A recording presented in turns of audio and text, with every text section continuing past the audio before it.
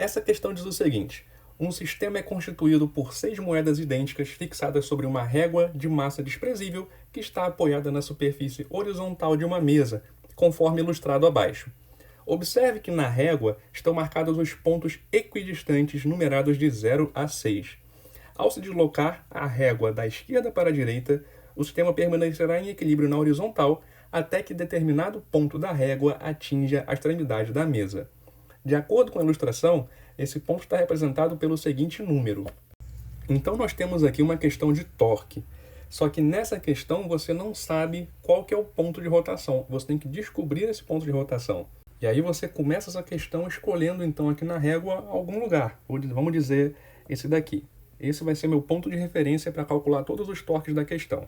Aí você tem que escolher onde é que esse ponto está. Eu vou dizer o seguinte: a distância entre esse pontinho que eu escolhi ali e o começo da régua é x. Pronto, escolhi onde é que está meu ponto. Agora eu tenho como fazer a questão. Só mais um detalhe para a gente começar. Então, a distância entre o pontinho e o final da régua vai ser igual a 6 menos x. Legal, agora a gente pode começar a questão mesmo. Então, primeira coisa aqui, vamos adotar o nosso referencial das rotações. Olha, essa régua vai deslizar para lá, e quando ela for rodar, ela vai cair assim, ó. Pá, vai rodar nesse sentido daqui. E aí, eu vou chamar esse sentido de rotação aqui, assim, de sentido de rotação positivo. É arbitrário, não tem diferença no final. E esse outro daqui, como consequência, vai ser o negativo. Beleza. Agora, com isso, eu tenho como calcular o meu torque resultante. O que é o torque resultante? É a soma de todos os torques na questão. E aí, nós temos dois torques que são aplicados nessa régua em relação a esse ponto.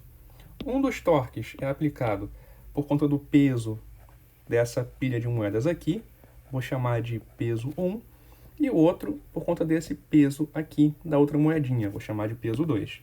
Então, meu torque resultante é igual ao torque provocado pelo peso 1 e o torque provocado pelo peso 2.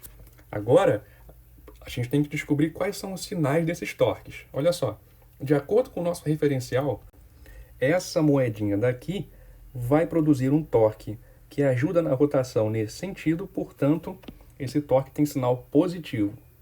E, por outro lado, essa outra pilha de moedas aqui vai produzir torques que ajudariam na rotação nesse outro sentido, para cá. Portanto, ela vai entrar com sinal negativo. Então, está aqui o nosso torque resultante.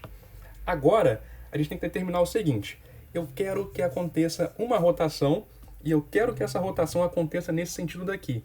Porque, de novo, você vai empurrando essa régua para lá, para fora da mesa. E aí, quando a rotação da questão acontecer, vai ser nesse sentido. E aí, se acontece uma rotação nesse sentido, isso quer dizer que o torque resultante ele é o quê? Maior do que zero. Beleza? Então, o torque resultante tem que ser maior do que zero. E aí já temos aqui uma equação para começar a questão, que é a seguinte: o torque provocado pelo peso número 2 menos o torque provocado pelo peso número 1 tem que ser maior do que zero. Logo, o torque provocado pelo peso número 2 tem que ser maior do que o torque provocado pelo peso número 1. Pronto. Olha só, deixa eu chamar o peso de uma moedinha só. Deixa eu desenhar ela aqui assim. Pronto, aqui a gente tem a moedinha só, e aí ela tem um peso que eu vou chamar de P, só para facilitar a minha vida, ok? Então, esse peso número 2, na verdade, é só P, e o peso número 1 é 6 vezes P, porque aqui nessa pilha tem 1, 2, 3, 4, 5, vocês veem que eu não sei contar 5 moedas, então na verdade é 5 vezes P aqui, não 6. E o P2 é só P, porque tem uma moedinha só.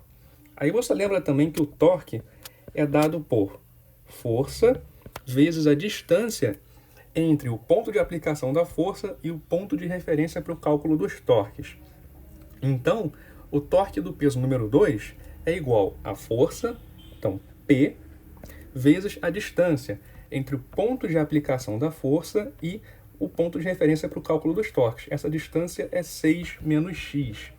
Então, P vezes 6 menos x tem que ser maior do que o outro torque. O outro torque é provocado pela força 5 vezes P, porque você tem 5 moedinhas com o mesmo peso, vezes a distância entre a pilha de moedas e o ponto de referência. essa distância é x. Então, 5p vezes x. Vê que a gente tem peso de um lado, tem peso do outro, pode cortar.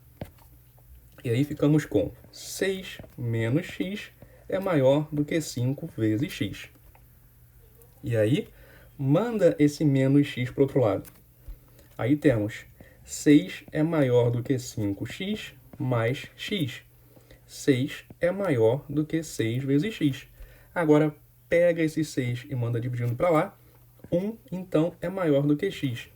Ou seja, conclusão, o nosso x tem que ser menor do que 1 para a rotação do problema acontecer. Logo, esse ponto limiar entre rodar e não rodar vai ser o ponto número 1 da régua. Ou seja, a resposta dessa questão é a letra D, 1.